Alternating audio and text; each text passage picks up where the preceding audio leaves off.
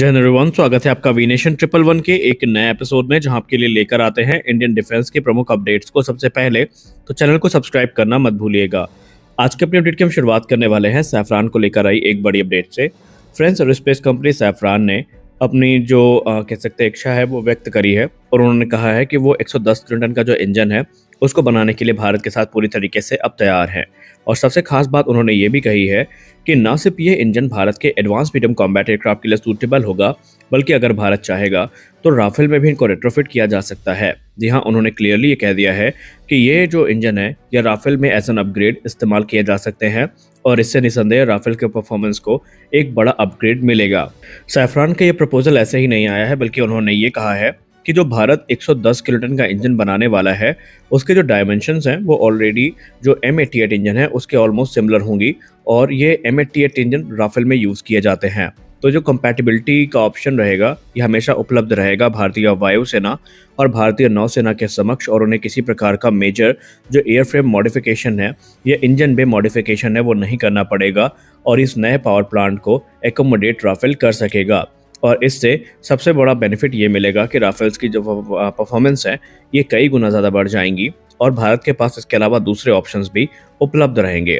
भारतीय वायुसेना इस समय 36 की संख्या में राफेल फाइटर्स को ऑपरेट करती है, और भारतीय नौसेना भी तकरीबन 26 की संख्या में जो राफेल M है इनको इंडक्ट करने वाली है, जिसकी डील प्रधानमंत्री श्री नरेंद्र मोदी जी के फ्रांस दौरे के दौरान फाइनलाइज कर ली जाएगी। अब इनके ऑपरेशनल लाइफ टाइम की बात करें तो ये 40 वर्षों से ज़्यादा की है, यानी कि ये तकरीबन 3 जो इंजन चेंजेस हैं उनको देखेंगे अपने अपग्रेड के दौरान। और ऐसे में भारत के पास ऑप्शन होगा कि इंजन स्वैपिंग के थ्रू जो इनकी कैपेबिलिटी है उसको भारत इन्हेंस कर सकता है। अब अगर हम 75 किलोटन के M88 इंजन से 110 किलोटन में ट्रांजिशन की बात करें तो ये पावर में एक बहुत बड़ा बूस्ट होगा। इससे ना सिर्फ thrust to weight ratio increase होगा बल्कि इन्हांस होगा, बल्कि ये लॉन्गर मिशन के लिए भी यहाँ पर पूरी तरीके से सूटेबल होंगे, और एक मैसिव जो आर्मामेंट है उसको कैरी करने में भी सक्षम होंगे। और फ्रांस ने खुले तौर पर भारत को इसका प्रस्ताव दिया है कि भारत उनके इस ऑफर पर विचार जरूर करे। खैर, भारत के एक्सपर्ट पहले ये कहते आए हैं कि M का इंजन एक आधारशिला होगी। आने वाले भविष्य में बहुत सारे प्रोग्राम है जिसपे हमारे स्वदेशी इंजन का यूज़ किया जाएगा।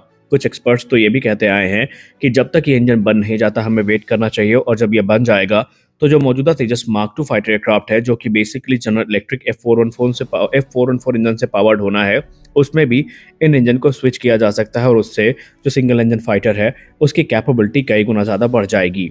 अब सवाल ये उठता है कि इंजन डील फाइनलाइज कब तक होगी।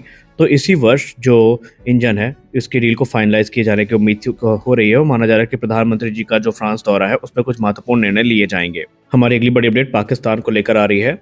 पाकिस्तान ने एक गुडविल जेस्चर के तौर पर श्रीलंका की वायुसेना को एक FT-7P fighter trainer aircraft donate किया है, और इससे श्रीलंकन एयरफोर्स की काफ़ी मदद हो जाएगी। जनवरी 2025 में पाकिस्तान की तरफ से डोनेशन किया गया है।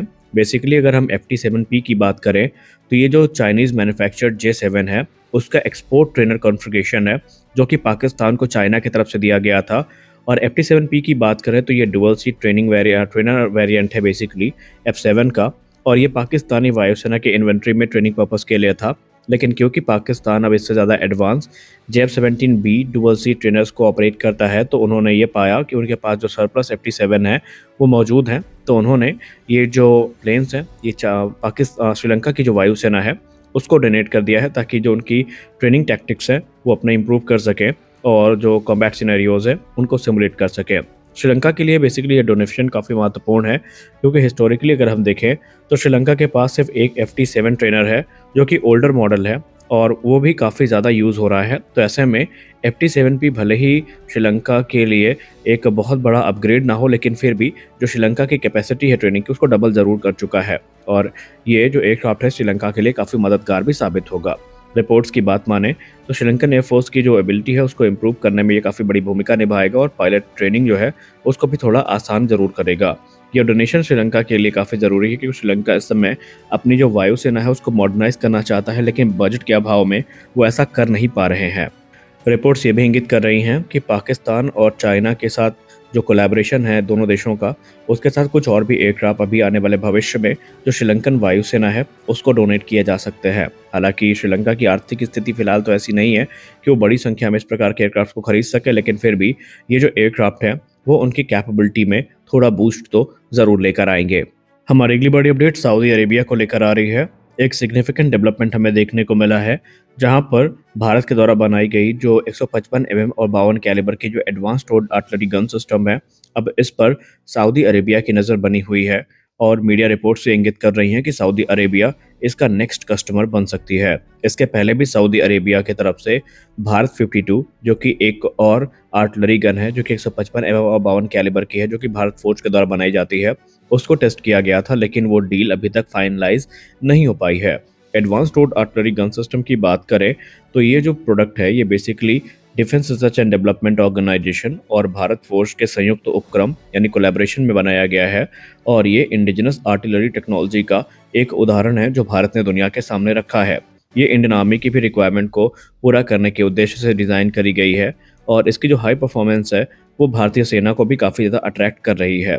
अब अगर हम advance towed artillery gun system के फीचर्स की बात करें तो इसकी जो एक्सटेंडेड रेंज है, सोफिस्टिकेटेड फायर कंट्रोल सिस्टम है, इन्हांस्ड मोबिलिटी है अपने प्रेडिसेसर्स की तुलना में, वो इसको एक अलग ही स्थान देती है और यही कारण है कि सऊदी अरेबिया का जो इंटरेस्ट है ATAGS को लेकर वो लगातार बढ़ता जा रहा है।